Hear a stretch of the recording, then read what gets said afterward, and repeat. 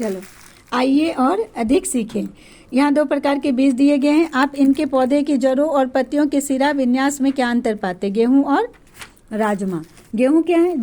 जड़ का प्रकार। गेहूं की जड़ें रेशेदार होती है, इसमें मूसला जड़ नहीं होती है बल्कि पतली और समान आकार की कई जड़ें एक साथ गुच्छे के रूप में निकलती हैं। और पत्ती का सिरा विन्यास कहता है। गेहूं की पत्तियों के समानांतर सिरा विन्यास पाया जाता है, इसमें सिराएं पत्ती के दोनों किनारों के समानांतर होती है। राजमा, इसमें जड़ का प्रकार कैसा होता है? राजमा की जड़ें मूसला जड़ के रूप में होती है, इसमें एक मुख्य जड़ होती है और जिससे छोटी छोटी पार्श्व जड़ें निकलती हैं। पत्ती का सिरा विन्यास कैसा होता है? इसमें राजमा की पत्तियों में जलिका रूप सिरा विन्यास पाया जाता है, इसमें सिराएं पत्ती के मध्य सिरा से निकलकर जाल की तरह बिछती है। नीचे देख के लिखना है इसमें। नीचे कुछ जंतुओं के नाम दिए गए, पढ़ो। नीचे कुछ जंतुओं के नाम दिए गए हैं, उनके आवास के आधार पर समूह बनाए।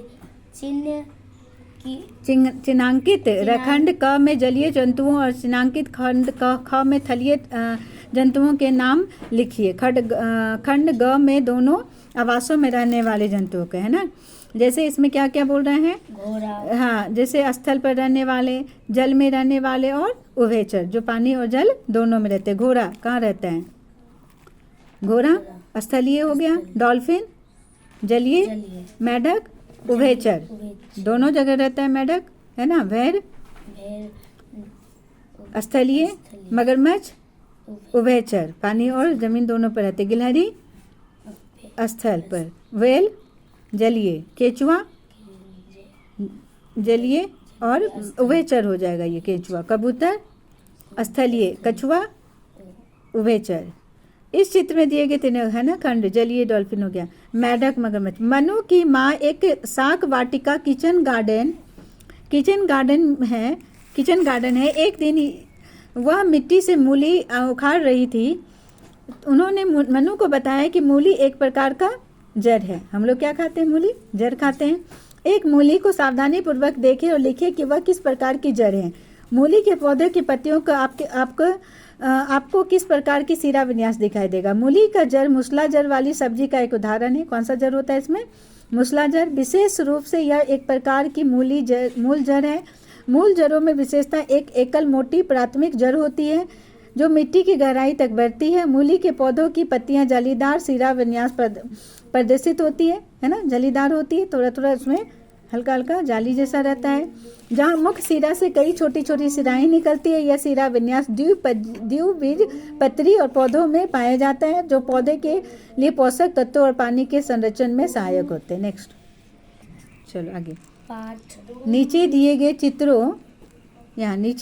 चित्रों को पर्वतीय बकरी और मैदानों बकरी में पाए जाने वाले बकरियों को देखें। उनके बीच समानताएं और अंतर बताएं। साथ ही यह भी बताएं कि इन अंतरों के क्या कारण है। पर्वतीय बकरी और मैदान में पाए जाने वाले बकरी। समानताएं क्या है इसमें? समान क्या है? दोनों ही बकरियां 4 पैर वाले हैं, स्तनधारी जीव हैं। दोनों का शरीर बालों से ढका होता है। दोनों बकरियां पौधों पर निर्भर करती है और चरती है। अंतर क्या है? पहाड़ी बकरियों के पैर मजबूत और मांसल होते हैं, मैदानी बकरियों के पैर खुर मसाल होते हैं। पहाड़ी बकरियों के खुर चट्टानी इलाकों पर चढ़ने के लिए विशेष होते हैं। अंतर क्या है? अंतर के कारण क्या है इसके लिए? पर्वतीय बकरी ठंडे और ऊंचे क्षेत्रों में रहती है, इसलिए उसके शरीर पर अधिक बाल होते हैं। ठंडे इलाके में रहते हैं ताकि वह ठंड से बच सके। मैदानों की बकरी गर्म और समतल क्षेत्रों में रहती है, इसलिए उसके शरीर पर कम बाल होते हैं ताकि वह गर्मी से बच सके। यह भौगोलिक या पर्यावरणीय परिस्थितियां हैं। इन प्रकार इन बकरियों के शरीर में अंतर उत्पन्न करती है। नेक्स्ट, पाठ में चर्चा की गई विशेषताओं के अतिरिक्त किसी अन्य विशेषताओं के आधार पर निम्नलिखित जंतुओं के 2 समूह में बांटे। ठीक है, जलीय, अर्धजलीय और स्थलीय और वायुजीव बोला जा रहा है। चलो अब देखो यहाँ पर, जैसे गाय क्या हो गया? स्थलीय। तिलचट्टा और कॉकरेज क्या हो गया? तिलचट्टा और कॉकरेज क्या हो गया? वो भी स्थलीय हो गया। जैसे जलीय और अर्धजलीय, जैसे व्हेल क्या दिया? वह पूरी तरह से जल में रहती है।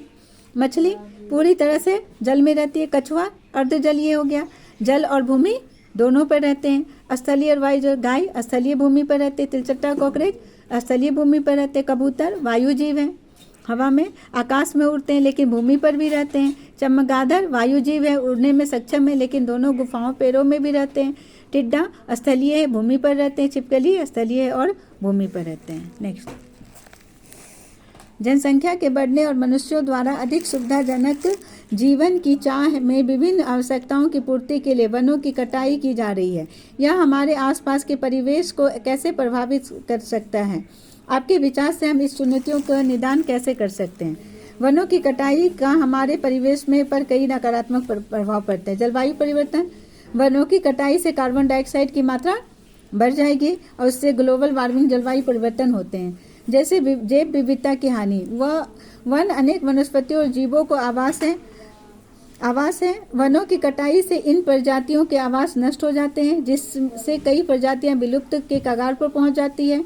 जल स्रोतों का नुकसान, वनों की कटाई से जल संसाधन भी असर पड़ता है जिससे नदियां और झीलों पर और भूजल पर स्तर में कमी आ जाती है। इस चुनौतियों का निदान कैसे होगा? पूर्ण विकरण और वन रोपण करके। कटे हुए क्षेत्रों पर क्या करेंगे?